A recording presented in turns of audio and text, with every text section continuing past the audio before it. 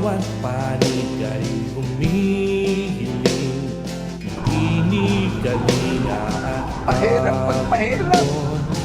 Ating bigbisin ang sarili, tumayo at sabihin, hindi napapayag sa mali at sa diwali.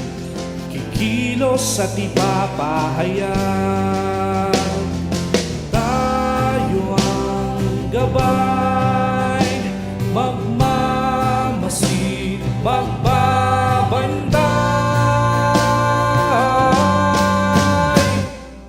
Tumugon sa tawag ng panahon, nito'y sa atin karehiyon. Umukit ka ng bagong tadhana, yakapin ang pagkakataon.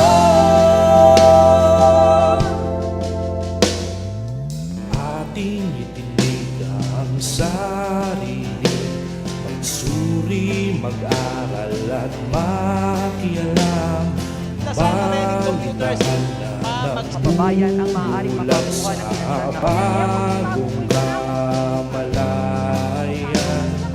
Bayan, dito na ang panahon, ikaw ang sandata ng pagbangon. Ibabalikat, ipapahayag, inang bayan sa iyo'y tumatawag. Tayo ang gabay, magmamasid, magbabantay. Tumugon sa tawag ng panahon, nito'y sa ating karehiyon. Lumukit ka ng bagong tadhana, yakapin ang pagkakataon.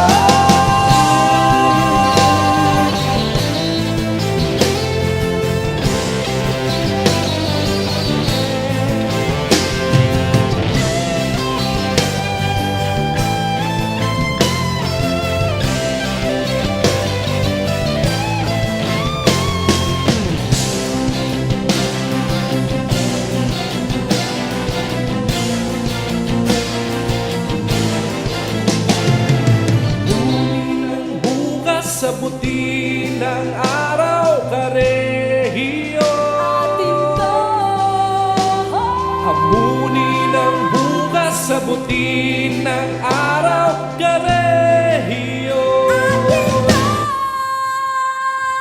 Tumugon sa tawag ng panahon, ito'y sa ating karehiyon. Tumukit ka ng bagong tadhana, yakapin ang pagkakataon.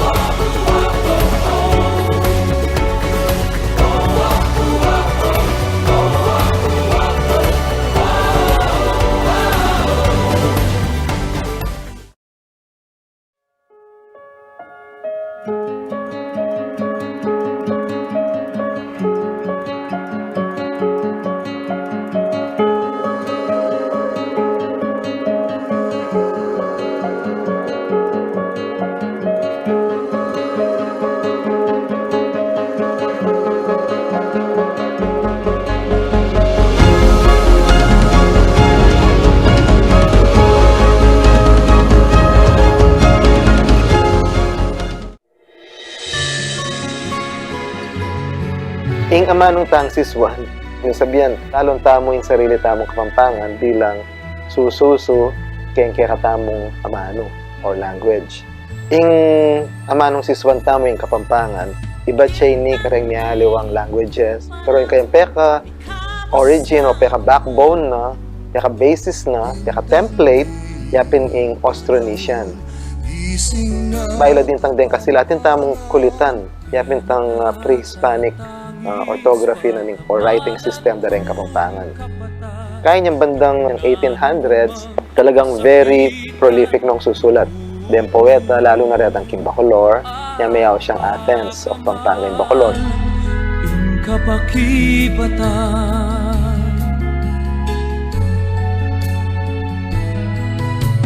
sinlag neing aldo ala ng dalumbong ing suluning puso lilinis king dusat su. Ini personal advocacy kaya po advocacy na yung Center for Kapampangan Studies.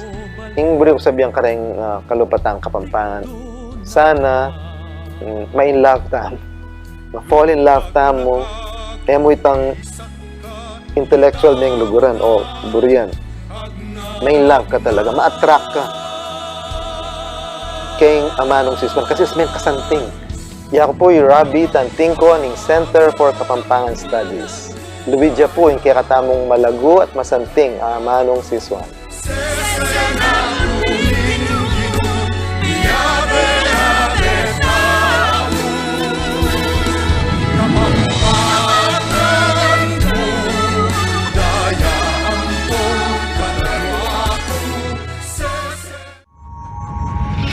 Narito ang listahan ng mga prioridad na mabakunahan laban sa COVID-19. Mga frontline workers sa local at national, pati na rin sa private at public health facilities. Mga health professionals at non-professionals, gaya ng mga estudyante, nursing aides, mga janitor, barangay health workers at iba pa. Senior citizens na may edad 60 pataas. Mga taong may comorbidities tulad ng diabetes, sakit sa puso at iba pa. Essential frontline workers at mga uniformed personnel. Mahihirap na sektor. Mga guro at social workers. Mga manggagawa sa gobyerno. Essential workers. High-risk social demographic groups. Mga overseas Filipino workers o OFWs. Iba pang natitirang workforce at mga nalalabing populasyon ng mga Pilipinong hindi kabilang sa listahan. Ang unang tranche ay ibibigay sa mga frontliners sa mga sumusunod na health facilities.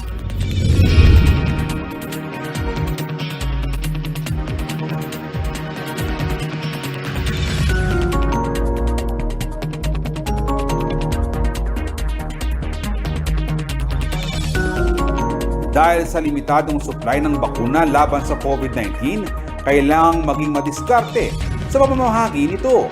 Prioridad ng mga frontline healthcare workers dahil kritikal ang papel na kanilang ginagampanan sa panahon ng pandemya. Ang pagbibigay sa kanila ng bakuna ay mahalaga upang matiyak ang kanilang proteksyon sa trabaho. Ang kanilang kalusugan ay nananatiling isang pambansang prioridad.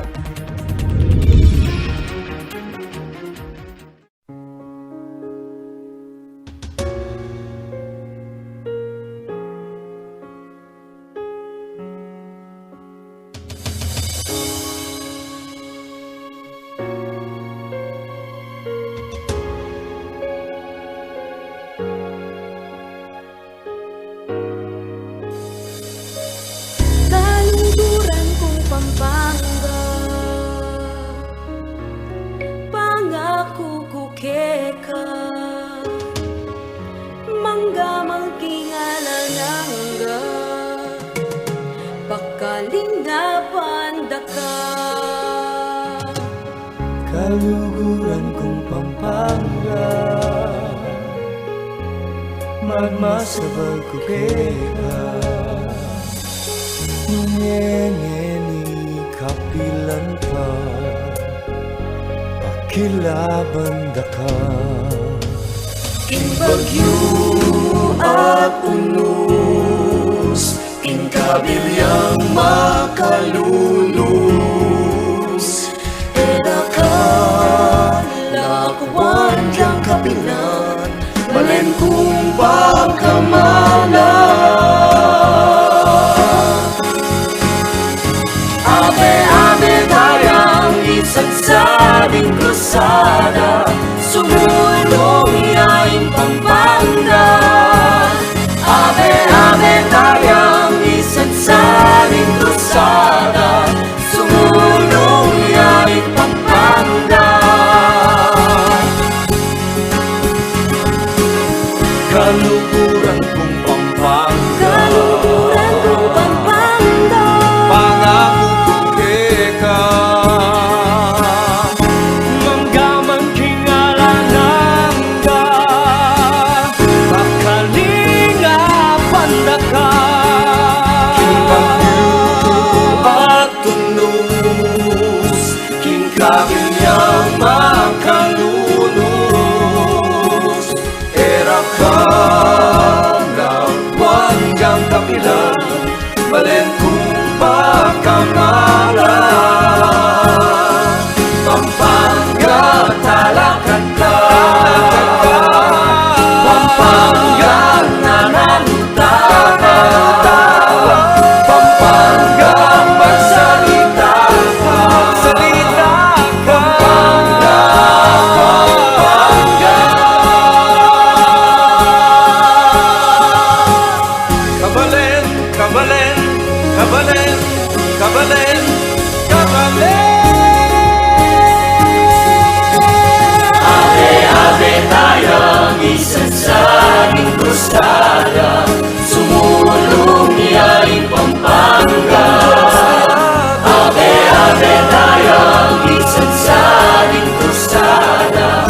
Sumulong yaing Pampanga. Ave, ave, tayang isagsading krusada. Sumulong yaing Pampanga. Ave, ave, tayang isagsading krusada. Sumulong yaing Pampanga. Ave, ave, tayang isagsading krusada. Sumulong yaing Pampanga. Ave, ave, tayang isagsading krusada. Sumulong yaing Pampanga.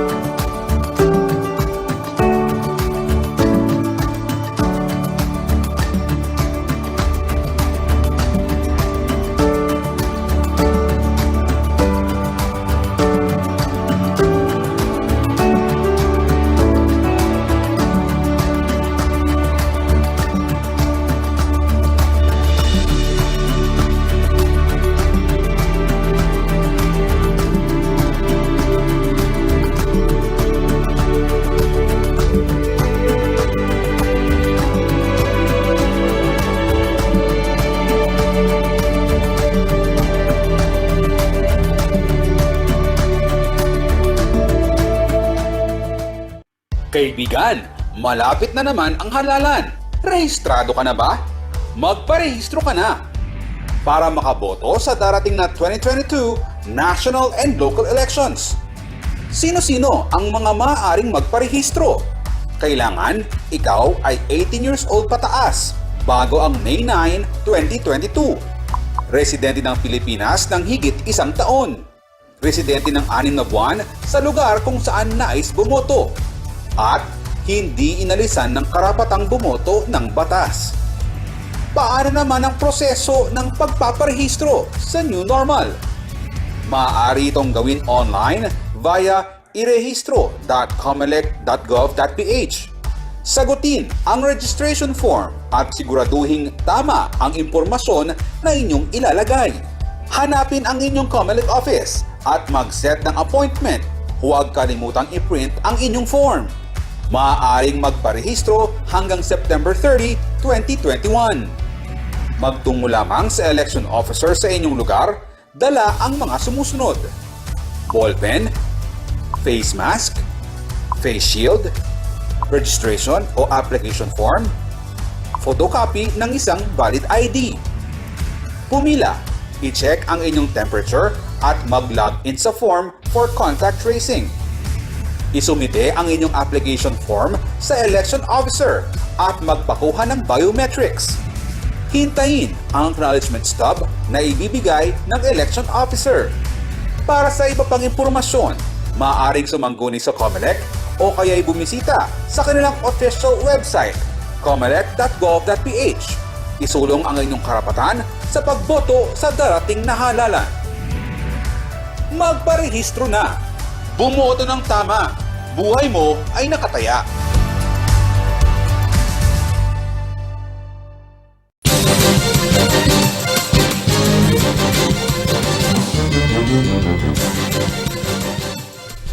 Narito na mga malaking balitang Central Luzon ngayong araw.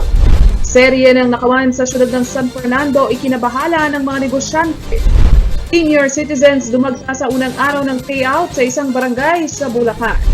At virtual painting for a cause isinagawa para makalikom ng pondo para sa hashtag Friendship259.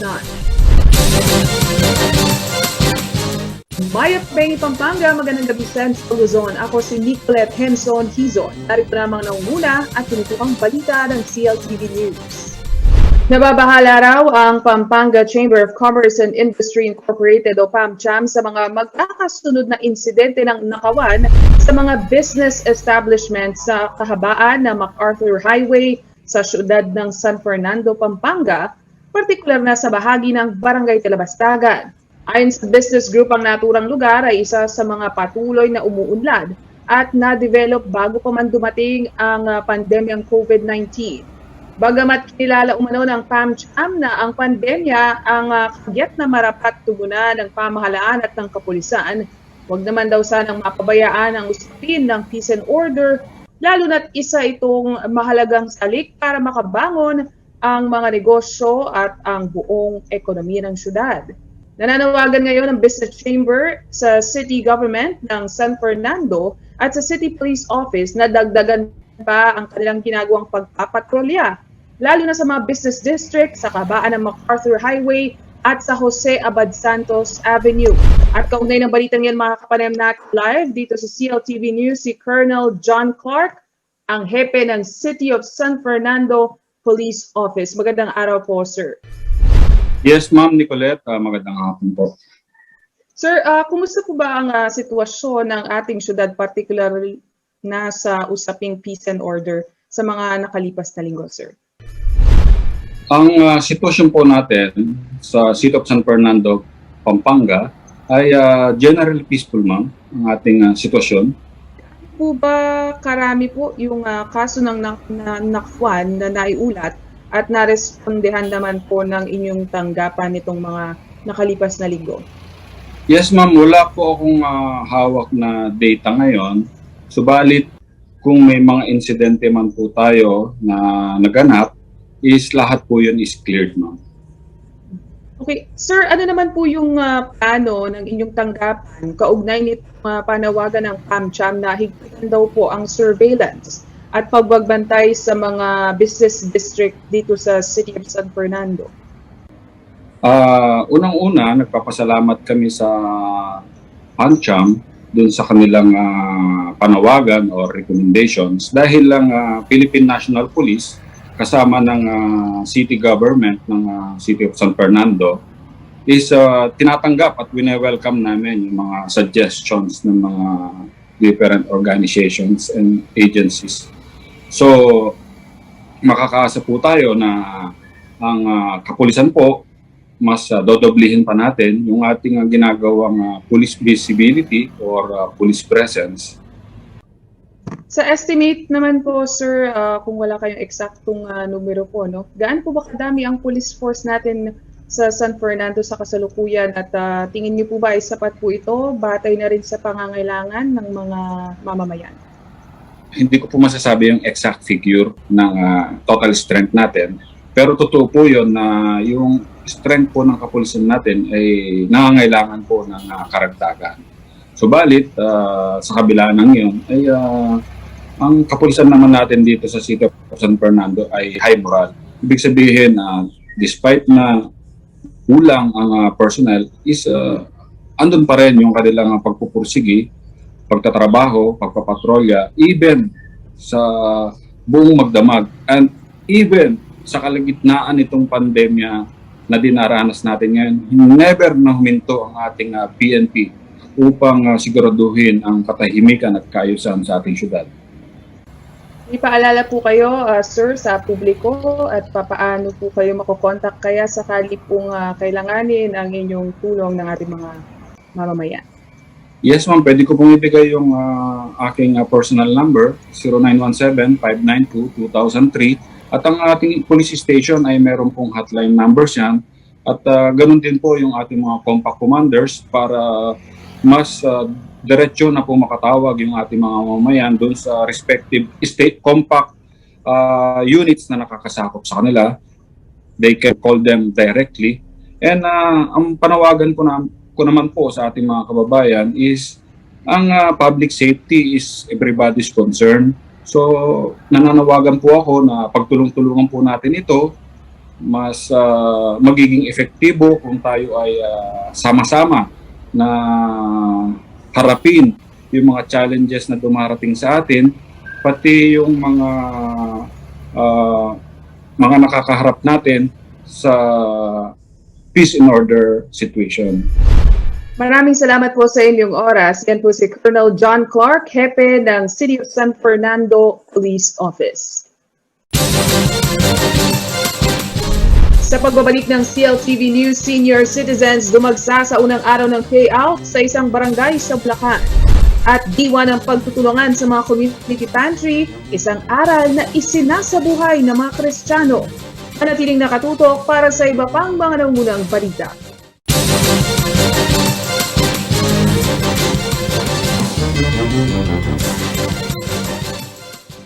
Ang programang ito ay hatid sa inyo ng National Grid Corporation of the Philippines.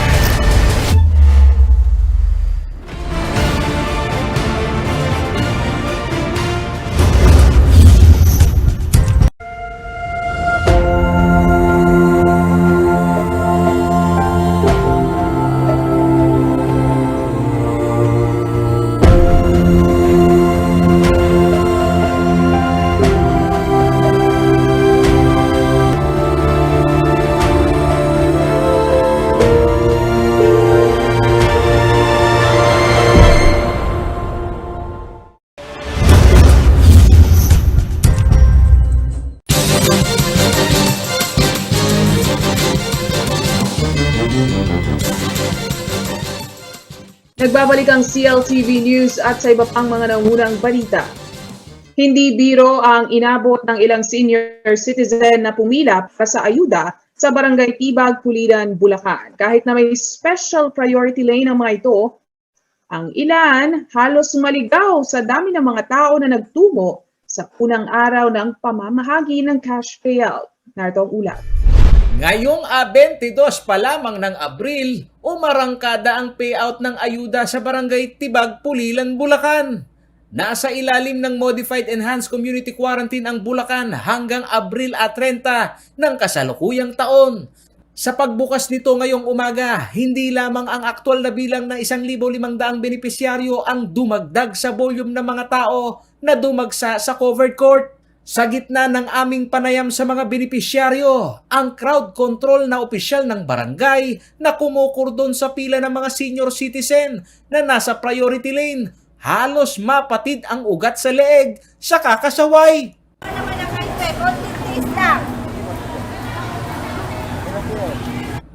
Katwiran ng ilang senior citizen sa buwis buhay na pila, hindi naman umano sila masisisi na magdala ng kasama. Dahil ang ilan, bukod sa nahihirapan ng maglakad, may iniinda rin itong kapansanan tulad ni Nanay Victoria Garcia.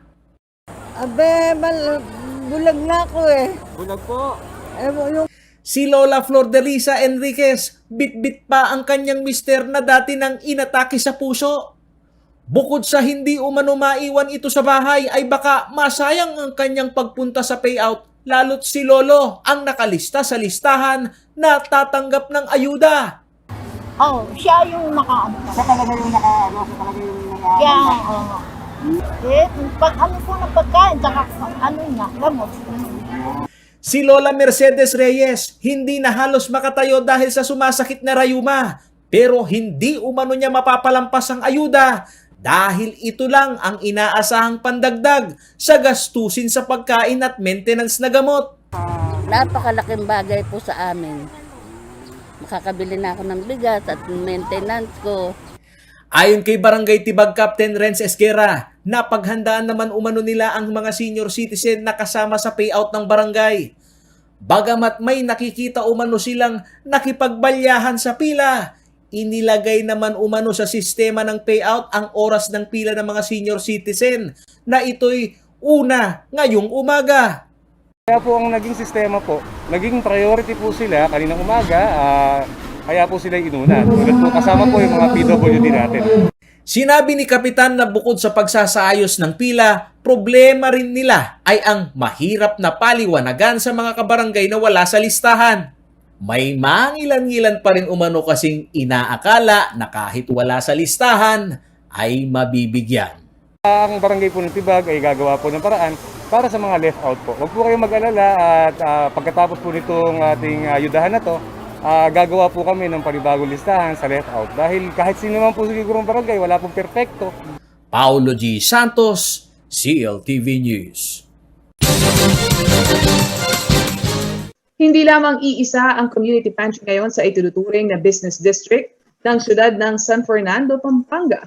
Mula sa parokya ng Our Lady of Sorrows sa Barangay Dolores, ang mga taong simbahan ikinasang bayanihan sa community pantry na itinalaga sa harap ng simbahan. Itong report. Kapos na ang budget at wala nang halos maihahin sa pagkainan. Ito ang malimit na daing ng mga pumila dito sa community pantry ng parokya ng Our Lady of Sorrow o tinaguriang Lansena ning Indung Dolorosa. Makakuha ng bigas. Pang saing mamaya. Malaking bagay po ba ito para sa inyo? Malaking bagay, lalo na kung wala kang trabaho. Wala po trabaho. Bakit po? Anong nangyari po? Eh, lockdown, mahirap maghanap ng trabaho ngayon. Ano po yung kinabubuhay po natin? Ayun, paggawa lang muna ng parol. Malaking bagay po ito para sa inyo, ma'am? Opo.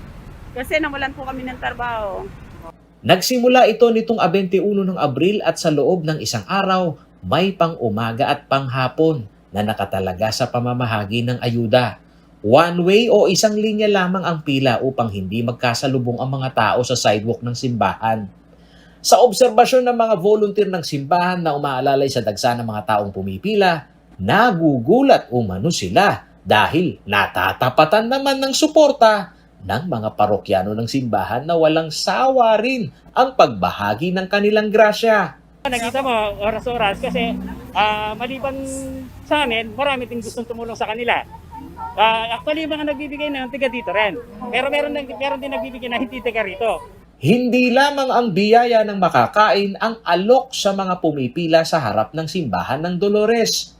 Kapansin-pansin din ang mga nakaimprentang salita ng Diyos na inspired ang mga organizer ng simbahan na ang pagtulong sa kapwa ay isang banal na tungkulin. Para sa mga nais umanong magpaabot ng tulong, maaari umanong maglaan ng anumang halaga sa pamamagitan ng GCash na may numerong 0956-360-1878.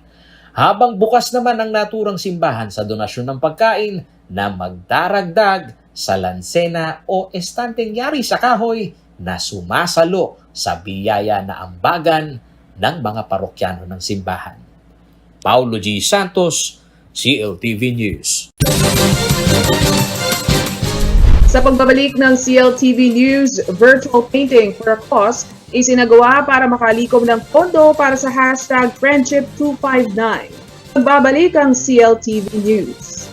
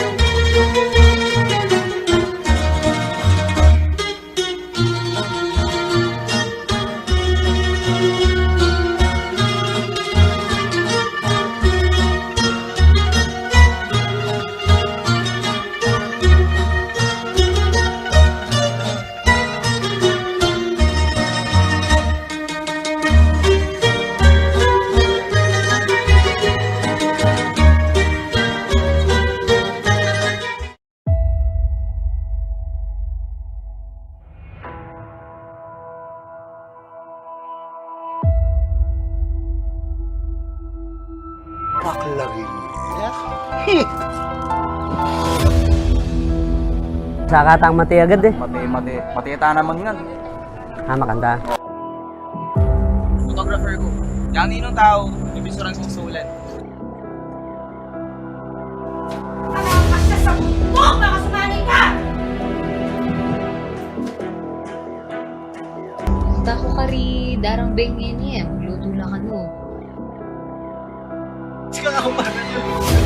Tricycle driver ko pa. Bro, paulit ng sir dito ang gawa mo.